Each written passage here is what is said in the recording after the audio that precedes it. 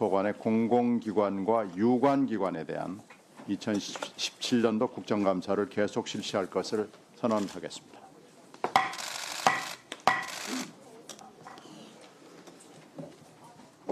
오늘 내일 종합감사는 그동안 감사에서 제기된 여러 문제점을 되짚어보고 미비한 부분을 점검하기 위한 것입니다.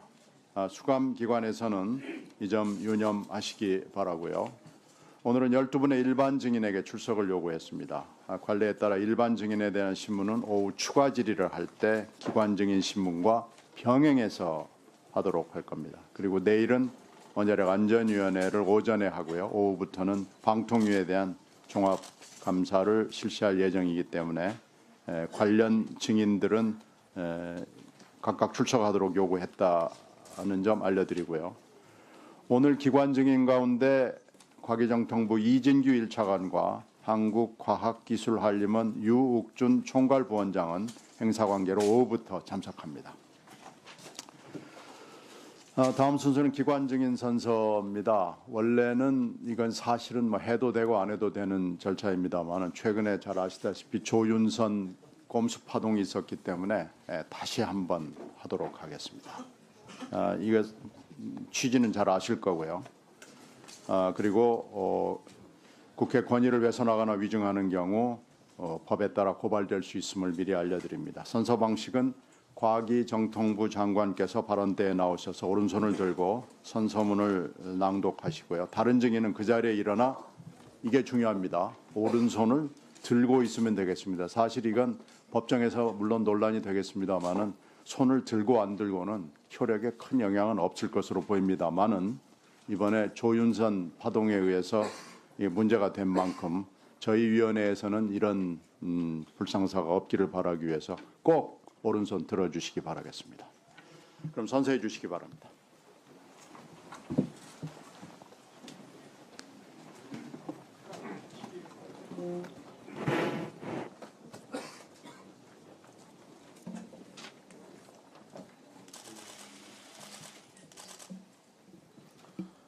선서, 본인은 국회가 헌법 제61조, 국회법 제127조, 국정감사 및 조사에 관한 법률 제10조의 규정에 의하여 소관 업무에 대한 2017년도 국정감사를 실시함에 있어 성실하게 감사를 받을 것이며 또한 증인으로서 증언을 함에 있어서는 국회에서의 증언 감정 등에 관한 법률 제7조의 규정에 의하여 양심에 따라 숨김과 보탬이 없이 사실 그대로 말하고 만일 진술이나 서면 답변에 거짓이 있으면 위증의 벌을 받기로 맹서합니다. 2017년 10월 30일 과학기술정보통신부 장관 유영민.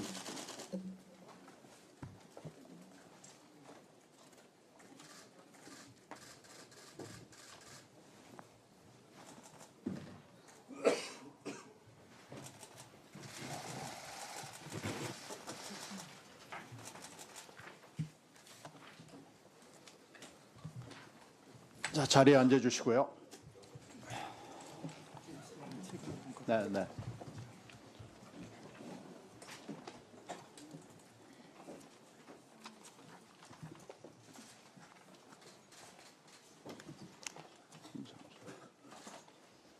자, 그러면 주질의에 바로 들어가겠습니다. 질의 시간은 7분으로 하고요. 플러스 알파 물론 있습니다. 먼저 김성수 의원부터 질의해 주시죠. 의사진행 발언. 네, 하십시오. 예, 시작하기 전에 한 가지 의사진행 발언하고 싶습니다. 여기 자유한국당 의원이 안 계셔서 그런데 지난번 우리 국정감사 할 때 연구회 및 출연 연구위원 감사에서 원자력 분야의 파이로와 SFR 개발 사업에 대해서 여러 가지 논란이 돼서 이걸 상임위 차원에서 이제 토론했었겠다는 그런 제안을 제가 드렸고요. 그때 존경하는 유승희 의원님을 비롯해서 신상진 위원장님, 송희경 의원님들이 되게 찬성하시는 말씀을 해주셨습니다. 그래서 예산심의가 지금 현재는 이게 수시배정 사업으로 홀드하는 걸로 돼 있고, 근데 예산심의가 내주 수요일에 시작하거든요. 가능하면 그 전에 한 2시간이라도 내서라도 위원회 차원에서 공론화를 한번 했으면 좋겠다는 생각이 듭니다. 실무적으로 좀 검토를 해보겠습니다. 그 전에 좀 촉박한데 촉박하긴 하지만 예, 금주 말이나 예, 내주 초면 되거든요. 그 한번 자유한국당 의원들이 지금 의총 중이니까 돌아온다고 지금 대체로 분위기가 그러니까요. 돌아오는 대로 바로 그 대목은 상의해서 예. 결론을 내도록 하겠습니다. 예, 감사합니다.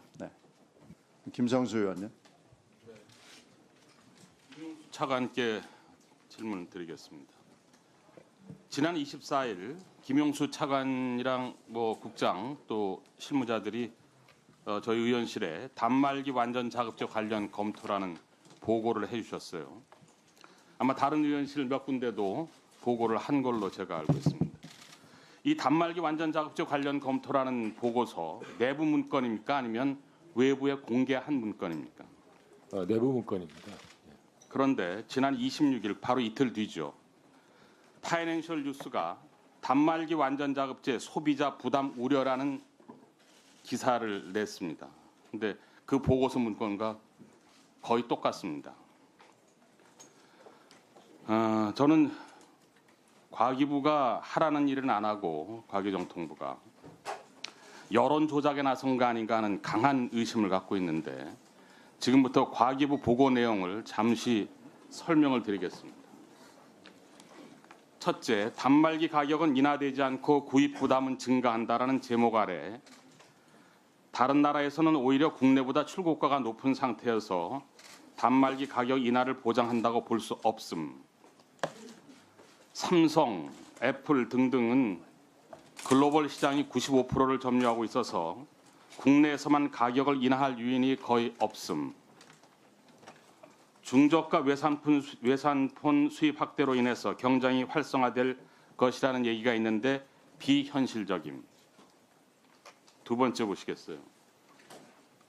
25% 요금 할인이 없어지고 이통사 간 요금 경쟁은 불확실하다 이런 제목 아래서 정부의 규제 권한이 없어져서 이통사의 자발적인 요금 인하에 의존할 수밖에 없지만 요금 담합 가능성 등을 고려할 때 이를 기대하기는 사실상 곤란. 정부가 규제 권한 없어지면 업체들이 다 담합하는데 이걸 막을 길이 없어서 이를 요금 내려갈 것은 기대하기 곤란하다 이런 내용입니다. 그 밖에도 여러 가지 내용들이 있는데 결론만 보면 완전 자급제 시행은 부작용은 즉각적으로 나타나는 반면에 국내 단말 시장의 과점적 특성상 정책 효과는 발생이 불확실하다. 이에 따라 급격히 악화된 국민 여론이 오랫동안 지속될 것으로 예상되며 시장에서의 소비자 혼란도 가중될 거다. 이게 결론입니다. 그거 다 기억하시죠? 네. 저한테 와서 이거 줄줄줄줄 읽었지 않습니까? 뒤로 일단 빼놓죠. 뒤로 빼놓고. 완전 자급제의 싹을 완전히 꺾어놔야 되겠다는 그런 의지가 철철 넘치고 있습니다. 파이낸셜 뉴스 한번 보시죠. 유럽이나 중국에서조차 스마트폰 출고가가 높게 형성되고 있기 때문에 단말기 인하 가격 내리지 않을 거다.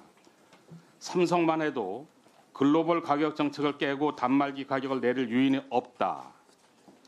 완전 자급제 도입으로 인한 중저가 단말기의 경쟁 활성화는 비현실적이다. 이거 외에도 여러 개가 있는데 거의 내용은 똑같습니다. 이 과기부 보고 내용은 얼마 전에 있었던 한 국회 토론회에서 완전 자급제에 반대하는 교수 두 사람의 의견을 짜깁게 한 겁니다. 짜깁게 했는데 그것도 표현을 더욱 강하게 해서 완전 자급제를 하면 통신 시장이 곧 망할 것 같은 그런 공포 분위기를 조장하고 있습니다. 그러니까 완전 자급제를 하면은 통신비가 내리기는커녕 통신비 폭탄 맞을 거다. 이런 논리로 도배를 하고 있어요. 저도 굉장히 이상하다고 생각을 했는데 바로 그 다음날 프라임 경제라는 언론에서 이런 기사를 썼습니다. 김용수 과기부 차관 국감 후 단말기 완전 자급제 공포 설파. 이런 기사가 나왔어요. 그러니까 저만 그렇게 느낀 게 아니거든요. 좀 해명을 해보십시오. 외부에 공개한 문건이 아니라고 하는데 어떻게 이렇게 똑같은 문건이 돌아다니고 이런 언론의 지적을 받는지 예, 의원님 지금 주신 대로 그 내용은 비슷한데 저희가 그 내부적으로 공개한 바는 저희도 신문이 다 확인했었는데 저희 안에서는 안 한 걸로 지금 저희는 확인하고 있고요. 저희 그 했던 거고 지난번에 설명을 드린 거는 그 자급제 도입 발생하신 모르는 부작용에 대해서 우려를 개괄적으로 보고 드린. 그게 우려를 개괄적으로 보고한 겁니까? 공포를 조장한 거지. 왜 부작용은 즉각적으로 나타나고 국민들의 불만은 오랫동안 지속될 건데 그런 표현을 쓸 수 있는 겁니까? 표현이 그렇게 좀, 단정적으로 얘기할 수 있는 근거가 뭡니까? 그래서 내부 문건으로 실무진이 작성한 거기 때문에 좀 그런 측면이 있는데요. 외부 목적, 그 공포 목적으로 한 건 아니고 말씀드린 대로 지금 언론에서 이렇게 보고 있잖아요. 김용수 차관 공포 분위기를 설파하고 있다고. 그 언론에 어떻게 지적을 하고 있는지 아십니까? 이용자들은 복잡한 요금 구조에 불만을 제기하고 있고 통신장 문제들이 거론되고 있는데 정부는 이를 개선할 고민을 하지 않고 단순히 반대 논리 개발에만 골몰하고 있다 이렇게 지적을 하고 있습니다. 장관님께 여쭙겠습니다. 이런 내용의 보고를 받으신 적이 있습니까? 완전자급제에 대해서 공식적인 입장을 제가 조금 말씀드리겠습니다. 제가 지난번에 말씀드렸듯이 완전자급제에 대한 원론적인 데 대해서는 동의를 한다. 그러나 단말기 제조사, 통신사, 그다음에 대리점, 유통, 특히 소비자에 미치는 영향이 굉장히 다양하기 때문에 그것을 정밀하게 앞으로 사회적 논의기구에서 검토를 하고 또 국회와 긴밀히 협조하겠다가 공식적인 입장인데 아마 의원님께서 지적하신 그 문제는 제가 그때 이야기한 그 원론적인 틀에서 아마 실무적으로 그런 부분들이 아마 된 걸로 저 생각을 합니다만 공식 입장이 아니다 말씀드리고요. 그런데 이게 좀 적절한 답변이라고 저 보고 이런 표현들이.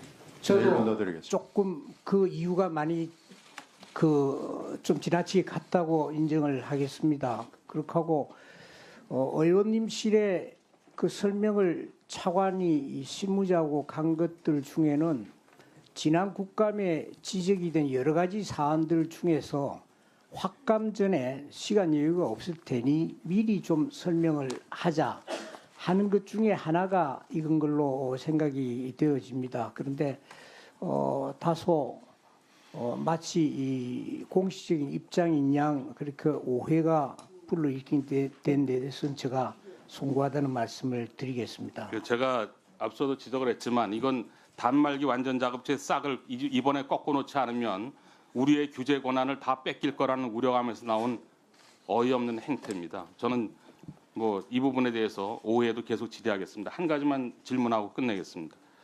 그 울산과학기술원 부당 문제가 여러 차례 지적을 하고 있는데 이 사건 보고 와주셨죠? 알고 있습니다. 처리하실 겁니까?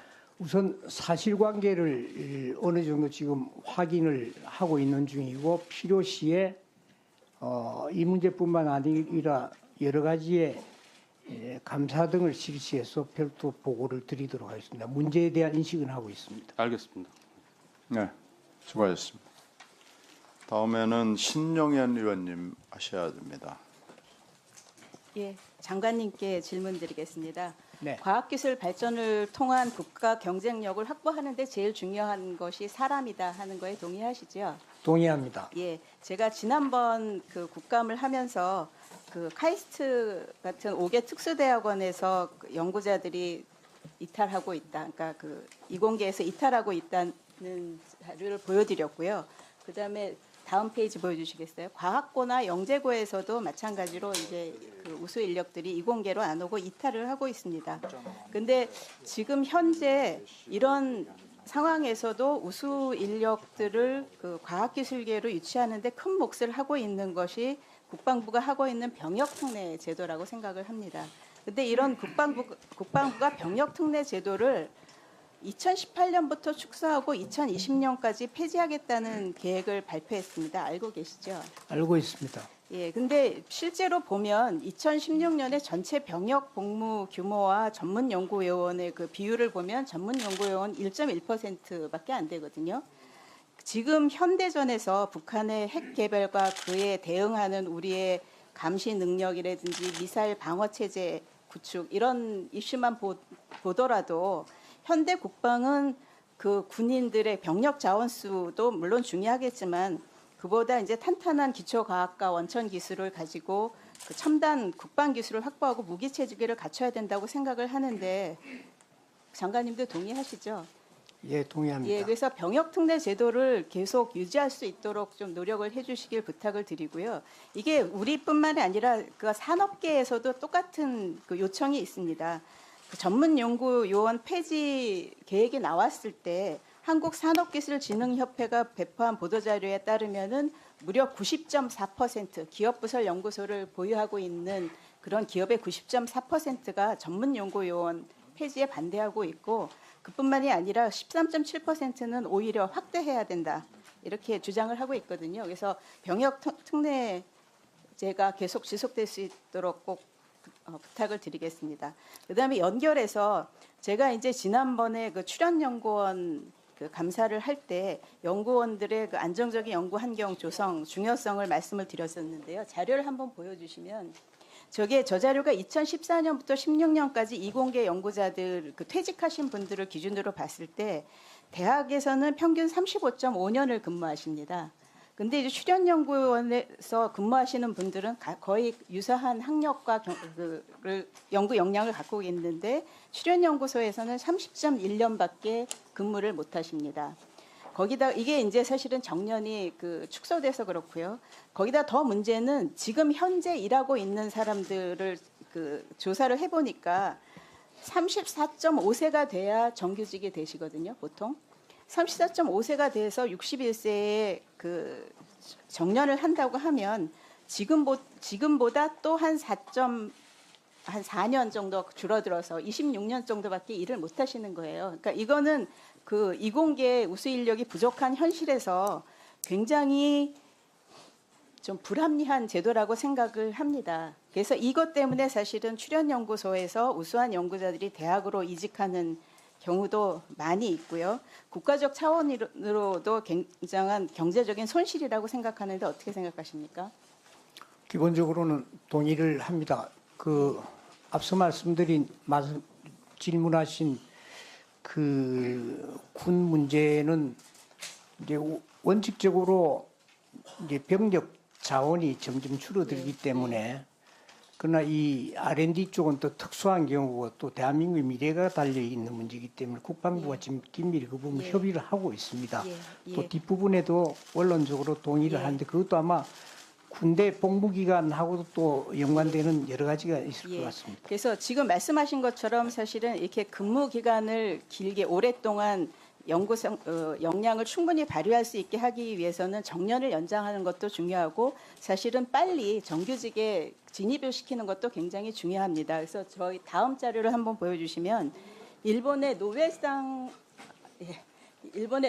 수상자들이 저분들이 그 관련된 그 연구를 시작한 시기가 보면 26세, 28세 이렇습니다. 굉장히 일찍 시작했기 때문에 우리나라에서도 비정규직을 전전하게 놔두지 말고 빨리 정규직으로 많이 채용을 할 수 있는 방안을 해주시면 좋겠습니다.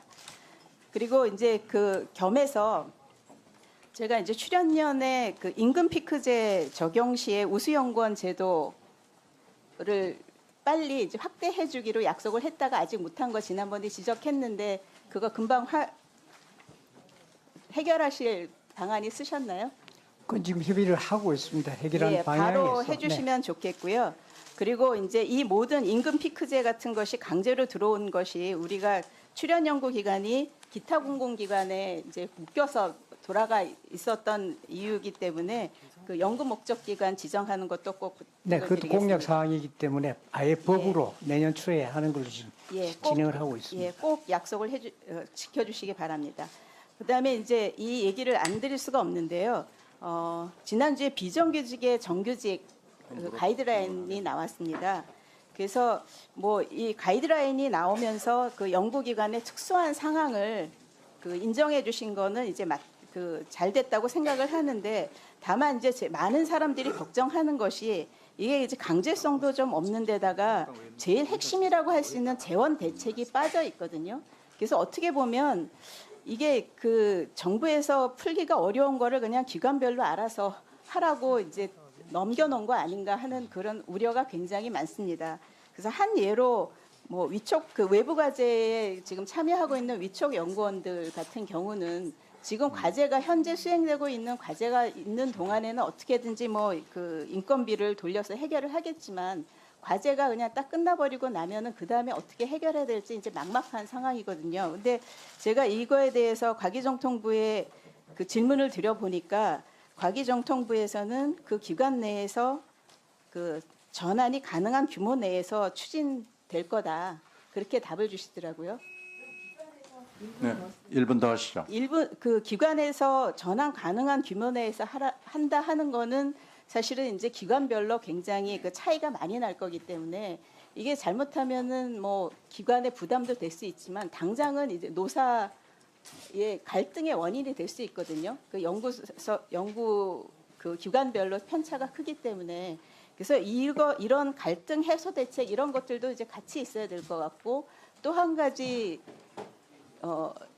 그 공개 경쟁을 그 연구적인 어떤 전문성에 한해서 공개 경쟁을 할 수 있게 해준 것이 한편으로는 좋지만 한편으로는 행정직들은 쉽게 정규직으로 전환을 시킬 수 있고 연구직들은 쉽게 전환되지 못하는 그런 그 제한 조건으로 이제 적용될 수 있기 때문에 이에 대한 좀 답을 들었으면 좋겠습니다. 지금 답변을 예. 다 해드려도 좀, 좋겠습니까? 좀 해주십시오.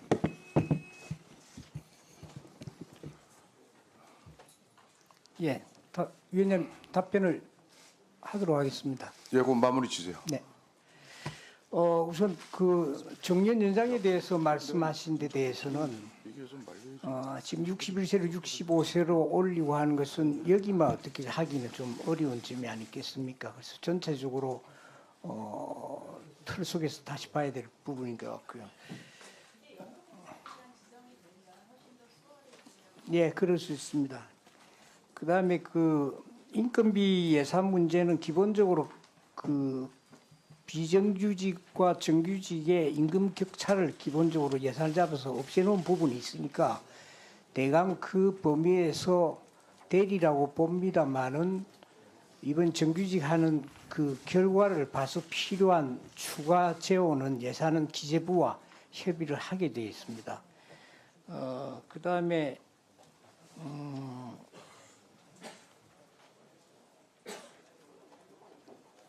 예, 대강 뭐 나중에 공개 경쟁 문제는 나중에 조금 길어질 이야기에 대해서 또 추가 질문 나올 때 말씀드리겠습니다. 조금 이따 하셨죠. 기재부에서 그 추가 TO를 정규 TO를 늘려주고 그거에 대한 인건비를 보장해주지 않으면 각 기관들이 굉장히 어려워질 수밖에 없거든요. 그래서 이게 완전히 눈 가리고 아웅할 수가 있기 때문에 그거에 대해서 좀 노력을 해주셔야 될 것 같습니다. 예, 노력하겠습니다. 그러나 전체 정규직 가는 그 가이드라인 범위보다는 이번에 R&D 쪽에 해석한 것은 상당히 좀 폭넓게 해석을 했고요. 그래서 정규직 비율이 아마 생각했던 것보다는 조금 넓어질 수도 있다. 그렇게 말씀드리고 지금 의원님 말씀하신 부분은 추가 TO 등등에 대한 그런 사안이 될 때 기재부하고 아마 굉장히 열어놓고 협의를 하게 될 겁니다. 네. 나중에 다시 질문드릴게요. 예, 저희 한 가지 위원장 말씀드리겠습니다. 저희 그 지난주 목요일 날 이호성 방송통신위원장이 보궐 임기를 놔둔 박문진의 이사 2명에 대한 임명을 제1야당이 문제 제기를 하고 반대를 했음에도 불구하고 일방적으로 강행 처리하면서 파행된 우리 국정감사가 저희 자유한국당이 오늘 아침에 의총을 거쳐서 저희가 국감 복귀를 해서 국민들의 그런 알 권리를 충족시키고 마지막 종합국감에 정부의 잘잘못을 따져보고 하는 그런 이 국감에 임하기로 결론을 내렸습니다. 그래서 저희 자유한국당 의원들이 복귀를 하기로 했습니다. 그래서 이렇게 국회 국정감사 파행된 데 대해서 이호성 방송통신위원장이 저희 또 과방위 소관 위원장으로서 정말 그 며칠을 못 참고 이렇게 일방적으로 이렇게 강행한 데서 이런 사태가 벌어진 것에 대해서 대단히 유감스럽게 생각하고 이호성 방송통신위원장은 이 모든 것에 대한 책임을 져야 할 것입니다. 그리고 저희가 오늘 의총 시간에 의총 복귀로 결론이 나면서 제가 10시 10분경에 10분 전에 우리 신경민 간사님께 또 문자도 드리고 우리 권기원 수석한테도 10시 10분에 우리가 의총에서 이렇게 결론이 나니 조금만 좀 기다려달라고 문자를 보내고 우리 김경진 간사님께는 그 조금 더 지나서 또 문자도 보내고 나름 이렇게 노력을 했습니다만은 우리가 국감을 복귀하는 그런 의사 표현을 했음에도 불구하고 이렇게 또 의사 진행을 이렇게 잠시 어떤 그 협의도 없이 이렇게 진행을 하신 데 대해서는 대단히 위원장으로서 유감스럽게 생각합니다. 그래서 지금 자유한국당 의원들이 위원장실에서 지금 잠시 국감 복귀에 대한 서로 준비도 좀 안 돼 있고 그래서 아마 잠시 의논하고 복귀할 것 같습니다. 그래서 좀 우리 기왕이면 같이 좀 여야가 같이 국감장에서 서로 우리 국감이 원활히 진행될 수 있도록 그렇게 해주시는 데 대해서 양해를 좀 부탁드리겠습니다. 그럼 잠시 정회를 하도록 하겠습니다.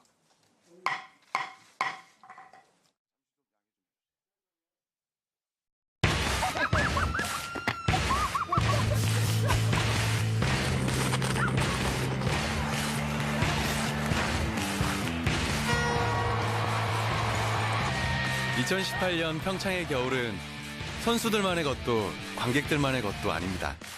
대한민국 5천만 모두의 것입니다. 공적과 외산폰 수입 확대로 인해서 경쟁이 활성화될 것이라는 얘기가 있는데 비현실적임. 두 번째 보시겠어요. 25% 요금 할인이 없어지고 이통사 간 요금 경쟁은 불확실하다, 이런 제목 아래서 정부의 규제 권한이 없어져서 이통사의 자발적인 요금 인하에 의존할 수밖에 없지만 요금 담합 가능성 등을 고려할 때 이를 기대하기는 사실상 곤란.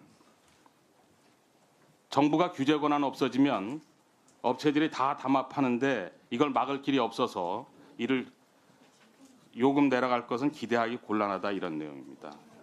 그 밖에도 여러 가지 내용들이 있는데 결론만 보면 완전 자급제 시행은 부작용은 즉각적으로 나타나는 반면에 국내 단말 시장의 과점적 특성상 정책 효과는 발생이 불확실하다.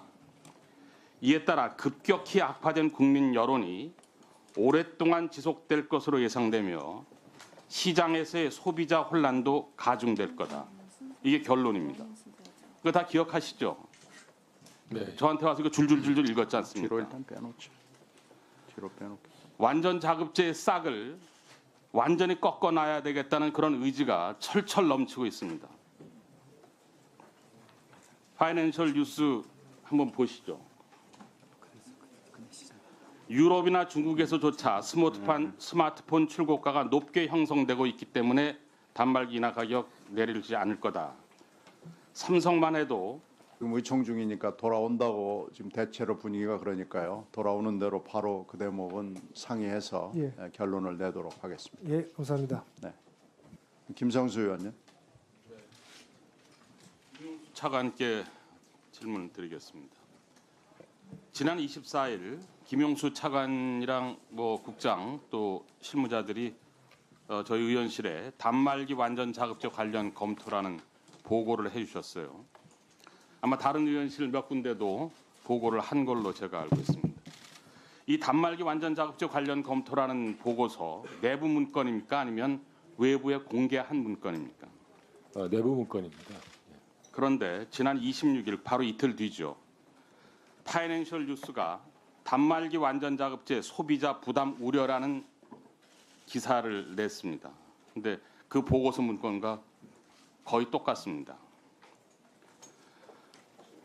저는 과기부가 하라는 일은 안 하고 과기정통부가 여론 조작에 나선 거 아닌가 하는 강한 의심을 갖고 있는데 지금부터 과기부 보고 내용을 잠시 설명을 드리겠습니다.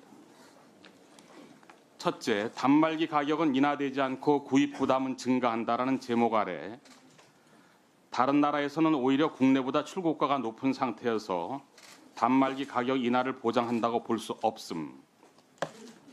삼성, 애플 등등은 글로벌 시장이 95%를 점유하고 있어서 국내에서만 가격을 인하할 요인이 거의 없음.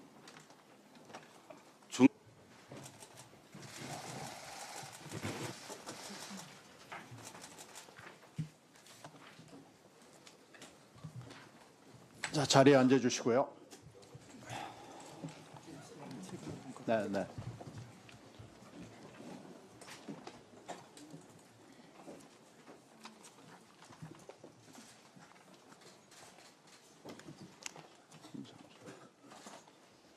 자, 그러면 주질의에 바로 들어가겠습니다. 질의 시간은 7분으로 하고요. 플러스 알파 물론 있습니다. 먼저 김성수 의원부터 질의해 주시죠. 의사진행 발언. 네, 하십시오. 예, 시작하기 전에 한 가지 의사진행 발언하고 싶습니다. 여기 자유한국당 의원이 안 계셔서 그런데 지난번 우리 국정감사 할 때 연구회 및 출연 연구위원 감사에서 원자력 분야의 파이로와 SFR 개발 사업에 대해서 여러 가지 논란이 돼서 이걸 상임위 차원에서 이제 토론했었겠다는 그런 제안을 제가 드렸고요. 그때 존경하는 유승희 의원님을 비롯해서 신상진 위원장님, 송희경 의원님들이 되게 찬성하시는 말씀을 해주셨습니다. 그래서 예산심의가 지금 현재는 이게 수시배정 사업으로 홀드하는 걸로 돼 있고, 근데 예산심의가 내주 수요일에 시작하거든요. 가능하면 그 전에 한 2시간이라도 내서라도 이 위원회 차원에서 공론화를 한번 했으면 좋겠다는 생각이 듭니다. 실무적으로 좀 검토를 해보겠습니다. 그 전에 좀 촉박한데. 촉박하긴 하지만 예, 금주 말이나 예. 내주 초면 되거든요.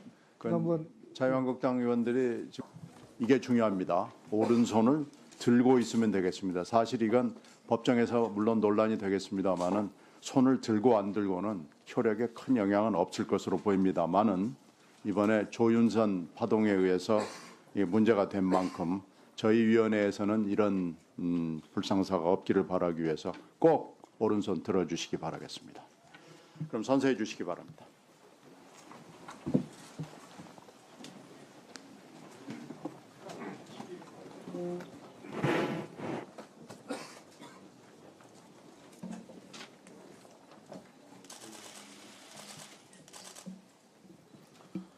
선서 본인은 국회가 헌법 제61조, 국회법 제127조, 국정감사 및 조사에 관한 법률 제10조의 규정에 의하여 소관 업무에 대한 2017년도 국정감사를 실시함에 있어 성실하게 감사를 받을 것이며 또한 증인으로서 증언을 함에 있어서는 국회에서의 증언 감정 등에 관한 법률 제7조의 규정에 의하여 양심에 따라 숨김과 보탬이 없이 사실 그대로 말하고 만일 진술이나 서면 답변에 거짓이 있으면 위증의 벌을 받기로 맹서합니다. 2017년 10월 30일 과학기술정보통신부 장관 유영민.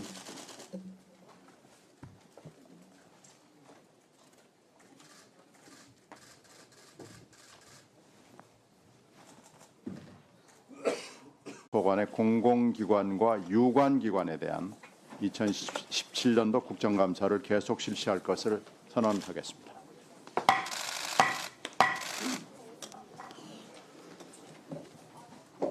오늘 내일 종합감사는 그동안 감사에서 제기된 여러 문제점을 되짚어보고 미비한 부분을 점검하기 위한 것입니다. 수감기관에서는 이 점 유념하시기 바라고요. 오늘은 12분의 일반 증인에게 출석을 요구했습니다. 관례에 따라 일반 증인에 대한 신문은 오후 추가 질의를 할 때 기관 증인 신문과 병행해서 하도록 할 겁니다. 그리고 내일은 원자력 안전위원회를 오전에 하고요. 오후부터는 방통위에 대한 종합 감사를 실시할 예정이기 때문에 관련 증인들은 각각 출석하도록 요구했다는 점 알려드리고요. 오늘 기관 증인 가운데 과기정통부 이진규 1차관과 한국과학기술한림원 유욱준 총괄부원장은 행사관계로 오후부터 참석합니다. 다음 순서는 기관 증인 선서입니다. 원래는 이건 사실은 뭐 해도 되고 안 해도 되는 절차입니다만 최근에 잘 아시다시피 조윤선 꼼수 파동이 있었기 때문에 다시 한번 하도록 하겠습니다. 이거 취지는 잘 아실 거고요. 그리고 국회 권위를 훼손하거나 위증하는 경우 법에 따라 고발될 수 있음을 미리 알려드립니다. 선서 방식은 과기정통부 장관께서 발언대에 나오셔서 오른손을 들고 선서문을 낭독하시고요. 다른 증인은 그 자리에 일어나